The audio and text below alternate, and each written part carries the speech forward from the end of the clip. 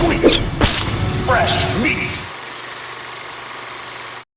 The poster of a man holding a power drill as he stands over 4 terrified girls is one of the most iconic in all of horror. Even if you haven't seen the film, chances are you've seen this image. So what if I told you that this girl isn't even in the movie? Oh, wait a minute. Now this is all starting to make sense. Join us as we take a look at Slumber Party Massacre on today's Real Slashers. I'll ever be beautiful? I don't know, look at me. No, not a chance. Not if I have the same genes as you anyway. Originally titled Don't Open the Door, it may surprise you to find out that Slumber Party Massacre doesn't exactly have a Pulitzer Prize winning story behind it. Instead, we're treated to the simplicity of an escaped killer wreaking havoc on a bunch of high school students. See, Trish's parents are out of town and she's throwing, you guessed it, a slumber party. This escaped killer dispatches them one by one, and all sorts of hijinks ensue.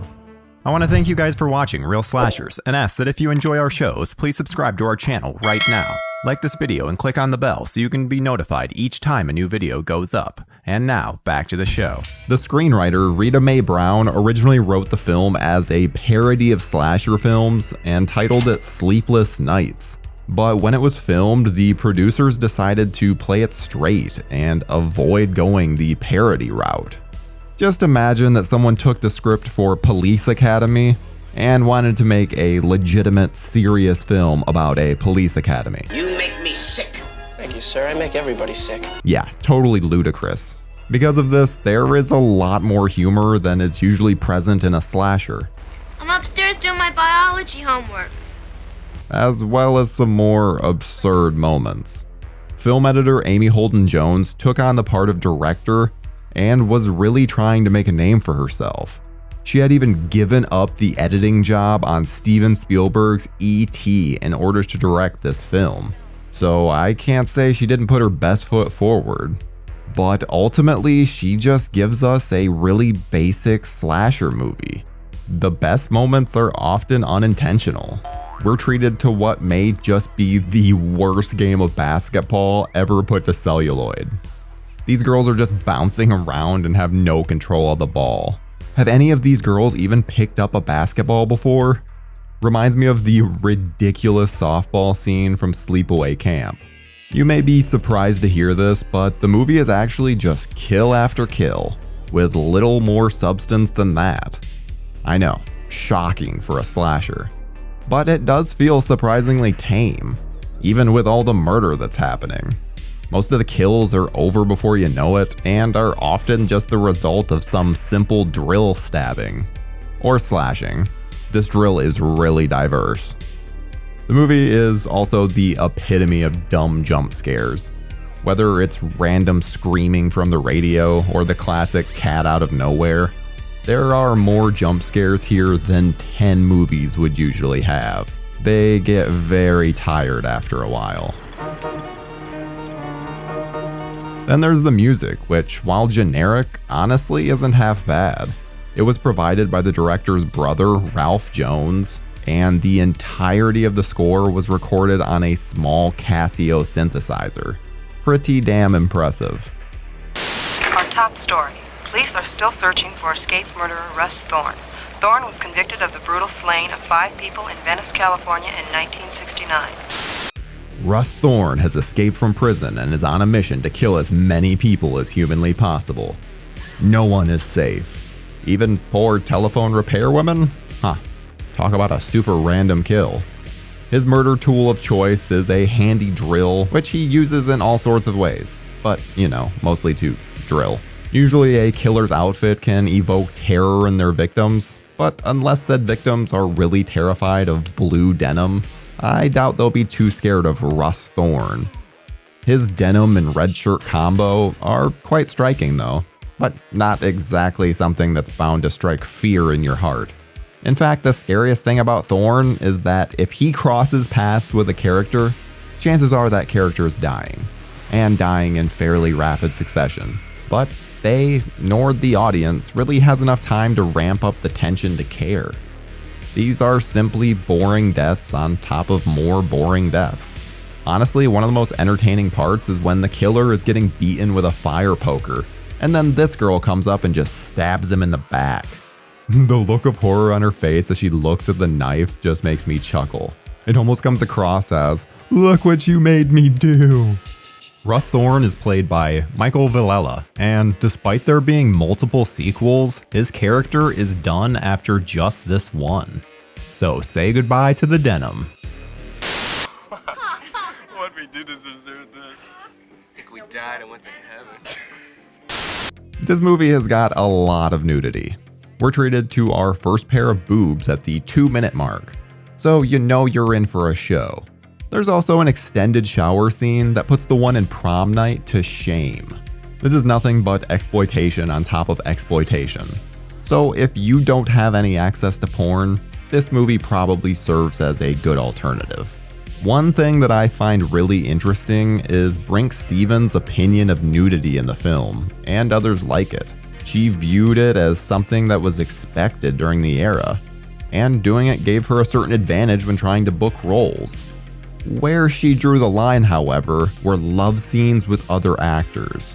It's interesting that the actress was comfortable with being naked, just not performing naked with another actor. So don't feel like this is all exploitation. Because trust me, it's going to feel like that, especially during the shower scene. So it's nice to hear one of the actresses stand up for the film. Pretty. All of you are very pretty. Please don't do this. I love you. I'm going to be honest, choosing a scene for this segment was tough. Most of the scenes kind of blend together, and there's nothing particularly memorable going on here. So I figure I should slice up one of the more unique parts of the film, the ending. Originally, the film ended on a much smaller note, with the killer simply being dispatched in the living room. But producer Roger Corman really liked what the film was shaping into, so he gave the production extra money to reshoot the ending and go bigger. Apparently, going bigger meant swimming pool. After most of the girls have been murdered, the sisters that are across the street, Valerie and Courtney, check in on the slumber party. There's a great moment where Courtney opens the fridge and Kim's dead body is just on display and she doesn't notice at first. But the best part is that you can very clearly see Kim breathing heavily in frame. There are several close calls until she finally discovers the corpse, and all hell breaks loose. Thankfully, Valerie is smart enough to tell her sister to run, but for some reason decides to hide in the basement. Terrible survival instinct. The basketball coach shows up, seemingly just to add to the body count. Then Valerie decides to get her ass into gear and go after Thorn with a machete. Damn, Val, where did these iron balls come from? They make it out to the backyard where Thorn loses a hand to the machete before being sliced across the stomach. Given the blood that was required to put in the pool, they only had one take to do the shot, and it's actually pretty cool looking. Definitely better than just the living room. Not only that, but it actually completely ruined the pool.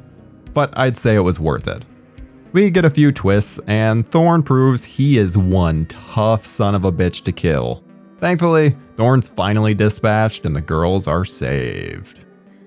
What's the worst that can happen? I mean, so they get mad at us. They could beat the shit out of us. That's right, we did flunk Jim. 3 times. Slumber Party Massacre released on September 10th, 1982, and ultimately ended up with $3.6 million at the box office. In the United Kingdom, the movie was actually released as The Slumber Party Murders, because massacre was deemed too suggestive. You know, because murder suggests a good time. Like most slashers in the 80s, critics didn't exactly treat it kindly. Though oddly enough, Variety was a fan, calling it an entertaining terror thriller. While not initially a success, the film has gained quite the cult status in the years since. It's even gotten 2 different sequels as well as a reboot in 2021. While the sequels are different levels of crazy, they're definitely worth checking out. In fact, the second one feels like a fever dream that must be seen to be believed. Then there's the reboot, which actually has a 100% fresh rating on Rotten Tomatoes. Sure, there are only 18 reviews, but that's still damn impressive for a slasher movie. It's a great film that you should definitely check out.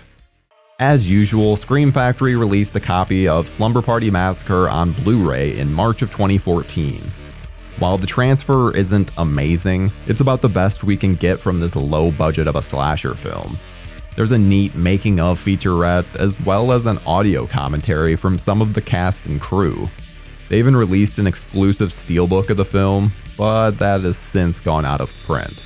Slumber Party Massacre features one of the most unforgettable posters, but also one of the most forgettable villains. While this movie is often brought up when it comes to 80s slashers, I would probably recommend any other film in the franchise over it. Because while it may have a memorable title and poster, that's about the only thing that you'll remember about this movie.